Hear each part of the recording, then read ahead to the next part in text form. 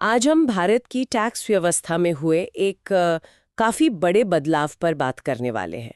Goods and services tax यानी GST की दरों का जो नया ढांचा आया है, ये सिर्फ कुछ नंबर इधर उधर करने जैसा नहीं है। कई रिपोर्ट्स तो कह रही हैं कि ये अब तक का सबसे बड़ा जीएसटी सरलीकरण है। आज हम जो बात कर रहे हैं वो असल में जीएसटी काउंसिल और हमारी वित्त मंत्री निर्मला सीतारमण जी की हालिया घोषणाओं पर आधारित है। और साथ ही हमने रॉयटर्स, प्रेस सूचना ब्यूरो यानी PIB, the times of India जैसे कई स्रोतों से जानकारी जुटाई है। तो ये बड़ा बदलाव है क्या आखिर?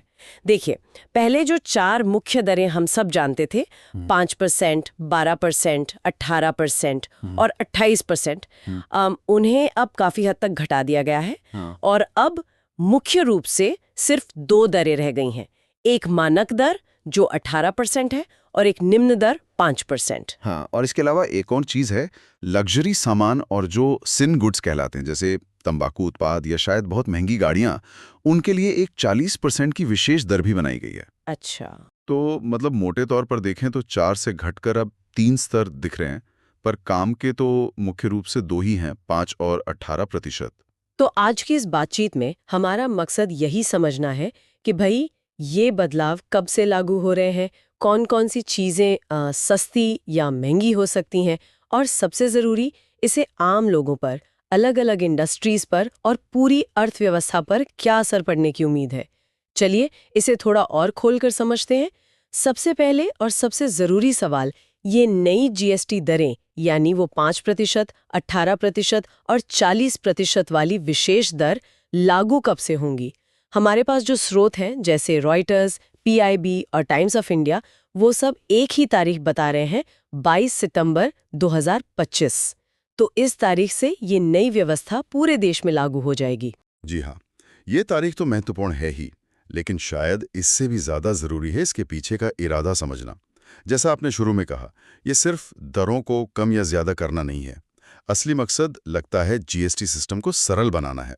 याद कीजिए, जब जीएसटी शुरू हुआ था तो कितने सारे स्लैब्स थे, 0, 5, 12, 18, 28%, फिर ऊपर से सेस भी। बहुत जटिलता थी। अक्सर ये कंफ्यूजन होता था कि कौन सी चीज़ किस स्लैब में आएगी। इससे मतलब विवाद होते थे, मुकदमेबाजी बढ़ती थी, और खासकर छोटे व्यापारी, उनके लिए कंप्लायंस बड़ा बोझ था। हाँ, ये तो था। तो अब दरें कम होने से उम्मीद यही है कि भाई हिसाब किताब रखना आसान होगा, सिस्टम में पारदर्शिता बढ़ेगी और शायद टैक्स भरना यानी कंप्लायंस वो भी सरल होगा। ये सीधा सीधा ईज ऑफ डूइंग बिजनेस को बेहतर बनाने की एक कोशिश नजर आती है। हाँ, ये सरलीकरण वाला पहलू तो वाकई बहुत अहम लगता है, लेकिन ये भी ध्यान रखना होगा, जैसा कि पीआईबी और रॉयटर्स की रिपोर्ट्स में इशारा है, कि कुछ चीजें हैं जिन पर फिलहाल पुरानी दरें ही चलती रहेंगी। ऐसा नहीं कि सब कुछ बदल गया। हाँ बिल्कुल। खासकर पान मसाला, गुटखा, सिगरेट, जर्दा, बीड़ी, मतलब जो तंबाकू उत्पाद है, इन पर जो मौजूदा दरें हैं वही तब तक लागू रहेंगी जब तक सरकार कोई नई सूचना, कोई नया नोटिफिकेशन जारी नहीं करती। सही बात है। इन्हें सिन गुड्स यानी हानिकारक वस्तुएं माना जाता है, और इन पे टैक्स ज्यादा रखना तो एक आम सरकारी नीति होती ही है दुनिया भर में। चलिए अब जरा इस बदलाव के असर पर आते हैं। अलग अलग सेक्टर्स पर क्या प्रभाव पड़ेगा? सबसे पहले देखते हैं आम उपभोक्ता को, मतलब हम आप जैसे घरों को क्या फायदा होगा। अगर news on air, times of India और रॉयटर्स जैसे स्रोतों को देखें तो लगता है कि रोजमर्रा के इस्तेमाल की बहुत सी चीजें सस्ती हो सकती हैं। जैसे उदाहरण के लिए रोटी, बालों का तेल, साबुन, शैम्पू, टूथपेस्ट, यहाँ तक कि आइसक्रीम। ऐसी कई चीजें जो पहले 12% या 18% वाले स्लैब में थीं, हाँ, वो अब सीधे 5% वाले दायरे में आ जाएंगी। मतलब काफी कमी। हाँ, और ये वो सामान है जो लगभग हर महीने घर की खरीदारी लिस्ट में होते ही है। बिल्कुल। और लिस्ट यही खत्म नहीं होती। जैसा आपने कहा, न्यूज़ ऑन एयर और टाइम्स ऑफ इंडिया ये भी बता रहे हैं कि दूध, पनीर, छेना, बिस्किट जैसे कई बुनियादी खाद्य पदार्थ या तो उन पर टैक्स शून्य कर दिया गया है, मतलब 0 रेटेड, या फिर दरें काफी कम हो गई हैं। अच्छा। तो इसका सीधा असर घर के मासिक बजट पर दिखना चाहिए ना। जी बिल्कुल। जब बुनियादी जरूरत की चीजों पर खर्च घटता है तो परिवारों के पास या तो दूसरी चीजों पर खर्च करने के लिए पैसा बचता है, या फिर वो बचत कर सकते हैं। दोनों ही सूरतों में ये मांग को बढ़ाने में मदद कर सकता है। ये तो हुई रोजमर्रा की बात, लेकिन जो लोग कुछ बड़ी खरीदारी का प्लान बना रहे थे, उनके लिए भी खबरें हैं शायद। दी इकोनॉमिक टाइम्स और हिंदुस्तान टाइम्स की रिपोर्ट्स बता रही हैं कि टीवी, एयर कंडीशनर यानी AC, fridge, dish washer, washing machine, मतलब जो बड़े घरेलू उपकरण हैं। हाँ, कंज्यूमर ड्यूरेबल्स। हाँ, जो पहले 28% के सबसे ऊंचे वाले स्लैब में आते थे, वो अब 18% वाले स्लैब में आ गए हैं। अरे वाह! ये तो मतलब सीधा सीधा लगभग 8 से 9% की कमी हो गई टैक्स में। हाँ, ये एक बहुत महत्वपूर्ण बदलाव है और इसे सिर्फ कीमत में कमी के तौर पर देखना शायद पूरी बात नहीं होगी। ये बात है। कंज्यूमर ड्यूरेबल सेक्टर यानी जो टिकाऊ उपभोक्ता वस्तुओं का उद्योग है जी, उसके लिए एक बड़ा बूस्ट हो सकता है। हाँ सही। क्योंकि कीमतें कम होने से मांग बढ़ने की संभावना रहती है और जब मांग बढ़ती है तो न केवल कंपनियों की बिक्री बढ़ेगी बल्कि उत्पादन और शायद रोजगार पर भी इसका सकारात्मक असर पड़ सकता है। खासकर जैसे फेस्टिव सीजन आता है उसके आसपास इसका असर ज्यादा दिख सकता है। अच्छा, अब जरा ऑटोमोटिव सेक्टर की तरफ चलते हैं। गाड़ियों के बाजार पर क्या असर दिख रहा है? HDFC sky, times of India और रॉयटर्स के विश्लेषण अगर देखें तो छोटी कारें, 350 सीसी इंजन क्षमता तक की मोटरसाइकिलें और स्कूटर, तिपहिया वाहन, बसें और यहाँ तक कि माल ढोने वाले वाहन भी। अच्छा, कमर्शियल व्हीकल भी? हाँ, ये सब अब 18% की GST दर के दायरे में आ जाएंगे। पहले इन पर टैक्स की दरें काफ़ी पेचीदा थीं और ज़्यादा भी थीं।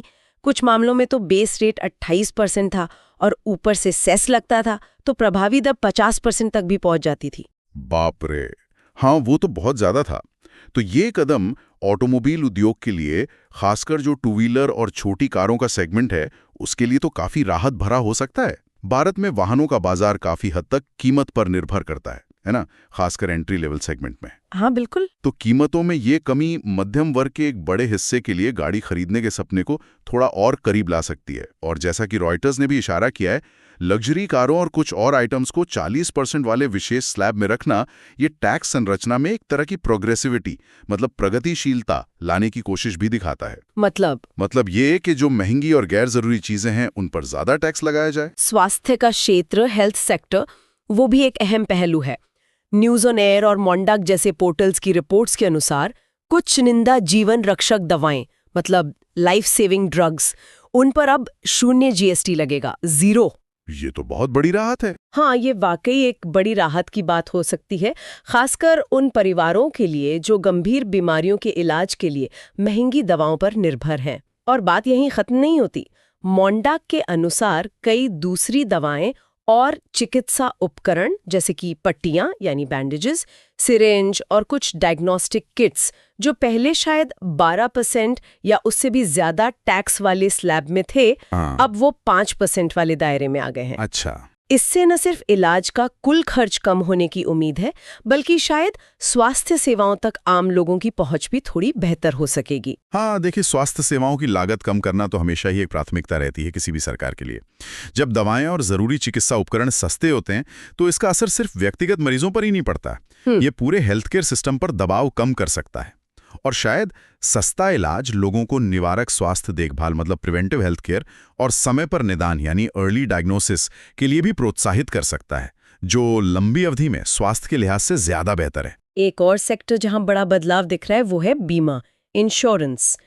रॉयटर्स, टाइम्स ऑफ इंडिया और मॉन्डाक की रिपोर्ट्स के मुताबिक व्यक्तिगत जीवन बीमा यानी लाइफ इंश्योरेंस और स्वास्थ्य बीमा यानी हेल्थ इंश्योरेंस पॉलिसियों को GST से पूरी तरह मुक्त कर दिया गया है। क्या बात है, ये तो बहुत बड़ा कदम है। हाँ, पहले इन पर करीब 18% का GST लगता था, जो अब खत्म हो जाएगा। ये वाकई एक बहुत महत्वपूर्ण घोषणा है। देखिए, भारत में बीमा की पहुंच, मतलब इंश्योरेंस पेनिट्रेशन, अभी भी कई विकसित और यहाँ तक कि कई विकासशील देशों की तुलना में भी कम है। सही बात है। और लागत, कॉस्ट, हमेशा से एक बड़ी बाधा रही है। अब ये 18% GST हटने से प्रीमियम सीधे तौर पर कम हो जाएंगे। इससे उम्मीद की जा सकती है कि ज्यादा लोग, खासकर मध्यम वर्ग और शायद निम्न आय वर्ग के लोग भी जीवन और स्वास्थ्य बीमा कवर लेने के लिए प्रेरित होंगे। ये न केवल व्यक्तिगत वित्तीय सुरक्षा को बढ़ाता है, बल्कि सामाजिक सुरक्षा के नजरिए से भी एक बहुत सकारात्मक कदम है। अच्छा, अब थोड़ा खाद्य प्रसंस्करण यानी फूड प्रोसेसिंग और FMCG, fast moving consumer goods sector पर भी बात कर लेते हैं। रॉयटर्स, द फाइनेंशियल एक्सप्रेस और द ट्रिब्यून जैसे प्रकाशनों के अनुसार पैकेज्ड खाद्य पदार्थों पर अब ज्यादातर 5% की दर लागू होगी। अच्छा, 5%? हाँ, पहले इनमें से कई पर 12% या 18% भी लगता था। इससे जो बड़ी कंपनियां हैं जैसे Hindustan Unilever, HUL, Nestle, Britannia, Godrej consumer products, इन सबको फायदा मिलने की संभावना है। हाँ बिल्कुल। FMCG सेक्टर भारतीय अर्थव्यवस्था का एक अहम हिस्सा है और उपभोक्ता खर्च का एक बड़ा बैरोमीटर भी माना जाता है। इस सेक्टर को टैक्स में राहत मिलने का मतलब है कि कंपनियों के पास अब दो रास्ते हो सकते हैं। या तो वे अपने मार्जिन को बेहतर करें, मतलब अपना मुनाफा बढ़ाएं, या फिर कीमतों में कमी करके बिक्री यानी वॉल्यूम बढ़ाने की कोशिश करें। हाँ, अब बाजार में जिस तरह की प्रतिस्पर्धा है, उसे देखते हुए उम्मीद तो यही की जाती है कि कम से कम कुछ लाभ तो उपभोक्ताओं तक जरूर पहुंचेगा। इससे ग्रामीण और शहरी दोनों ही क्षेत्रों में खपत को, कंजम्पशन को बढ़ावा मिल सकता है। अगर हम इन सारे बदलावों को एक साथ रखकर देखें, मतलब उपभोक्ता वस्तुओं से लेकर इलेक्ट्रॉनिक्स, ऑटो, स्वास्थ्य, बीमा, FMCG तक, तो तस्वीर थोड़ी बड़ी दिखती है ना? जैसा कि प्रेस सूचना ब्यूरो PIB और टाइम्स ऑफ इंडिया के लेखों में भी जिक्र आया है, ये सिर्फ अलग अलग सेक्टरों को राहत देने का मामला नहीं लगता। हाँ, ऐसा लगता है कुछ और बड़ा मकसद है। हाँ, इसका एक व्यापक उद्देश्य शायद पूरी अर्थव्यवस्था को एक नई गति देना हो सकता है। ऐसा लगता है कि सरलीकृत प्रणाली को डिज़ाइन करते समय मध्यम वर्ग, छोटे और मझोले उद्यम यानी MSMEs, किसानों, युवाओं और महिलाओं की ज़रूरतों और उनकी खरीदने की क्षमता को ध्यान में रखा गया है। देखिए, बात यह है कि टैक्स प्रणाली जितनी सरल और अनुमान लगाने योग्य, मतलब प्रिडिक्टेबल होती है, उतना ही व्यापार करना आसान होता है। जो जटिल टैक्स संरचना थी, जैसा कि पहले थी, वो अक्सर छोटे व्यवसायों के लिए एक बड़ी बाधा बन जाती है। सही है। उन्हें सलाहकारों पर खर्च करना पड़ता है, हमेशा गलतियों का डर रहता है। तो इस सरलीकरण से न केवल घरेलू खपत यानी कंजम्पशन बढ़ने की उम्मीद है, क्योंकि लोगों के हाथ में खर्च करने लायक पैसा शायद थोड़ा ज़्यादा बचेगा, हाँ, बल्कि ये निवेश मतलब इन्वेस्टमेंट को भी आकर्षित कर सकता है। जब टैक्स का ढांचा स्थिर और सरल होता है, तो घरेलू और विदेशी दोनों तरह के निवेशक ज़्यादा सहज महसूस करते हैं। ये सब मिलकर आर्थिक विकास को समर्थन दे सकते हैं। करने की प्रक्रिया की और कुछ ऐसी बातों की जिन पर ध्यान देना जरूरी होगा। जैसा हमने शुरू में बताया, नई दरें 22 सितंबर 2025 से लागू होंगी, सिवाय उन चुनिंदा चीजों के जिन पर पुरानी दरें जारी रहेंगी, जैसे तंबाकू उत्पाद। हाँ, और किसी भी बड़े बदलाव की तरह इसमें भी एक संक्रमणकालीन दौर, मतलब एक ट्रांजिशन फेज होगा। HDFC स्काई और टाइम्स ऑफ इंडिया जैसे स्रोतों में टाइम ऑफ सप्लाई नियमों का जिक्र है। अच्छा, ये क्या है? ये नियम मूलतः ये तय करते हैं कि अगर कोई लेनदेन, कोई ट्रांजैक्शन ठीक 22 सितंबर की तारीख के आसपास होता है, तो उस पर पुरानी दर लगेगी या नहीं। ये आमतौर पर इस बात पर निर्भर करता है कि सामान कब भेजा गया, या सेवा कब दी गई, या फिर उसका बिल कब जारी हुआ। समझ गया। ये नियम इसलिए जरूरी हैं ताकि कोई भ्रम न हो और टैक्स कलेक्शन बिना किसी रुकावट के चलता रहे। व्यवसायों को निश्चित रूप से अपने अकाउंटिंग और बिलिंग सिस्टम को अपडेट करना होगा और ये पक्का करना होगा कि वे सही दरें लागू कर रहे हैं। टाइम्स ऑफ इंडिया की एक रिपोर्ट इस तरफ भी इशारा करती है कि बदलाव की इस अवधि में, यानी 22 सितंबर के आसपास, बाजार में कुछ उतार चढ़ाव देखने को मिल सकता है। हाँ, ये संभव है कि कंपनियां या डीलर किसी भी संभावित नुकसान से बचने के लिए अपनी कीमतों या स्टॉक के प्रबंधन में कुछ एडजस्टमेंट करें। जैसे जिन चीज़ों पे टैक्स कम होने वाला है, हो सकता है डीलर्स उनका पुराना स्टॉक नई दरों के लागू होने से ठीक पहले निकालने की कोशिश करें, शायद कुछ डिस्काउंट देकर। हाँ, स्टॉक क्लियरेंस सेल जैसा कुछ। हाँ, या फिर नई दरों के हिसाब से अपनी मूल्य निर्धारण रणनीतियों, मतलब प्राइसिंग स्ट्रैटेजीज को तुरंत एडजस्ट करें। उपभोक्ताओं के लिए भी एक ऐसा समय हो सकता है जब कीमतों को लेकर थोड़ी ज्यादा जागरूकता रखनी पड़े। तो इस पूरी चर्चा को अगर समेटे तो मुख्य बातें ये निकल कर आती हैं। भारत की GST प्रणाली को सरल बनाया गया है। अब मुख्य रूप से दो दरें हैं, 5% और 18%। साथ ही लग्जरी और सिन गुड्स के लिए 40% की एक विशेष दर रखी गई है जी। ये बदलाव 22 सितंबर 2025 से प्रभावी होंगे, कुछ अपवादों को छोड़कर। इससे रोजमर्रा की चीजों से लेकर कार, इलेक्ट्रॉनिक्स, स्वास्थ्य सेवाओं और बीमा तक कई क्षेत्रों में उपभोक्ताओं और उद्योगों को फायदा मिलने की उम्मीद जताई जा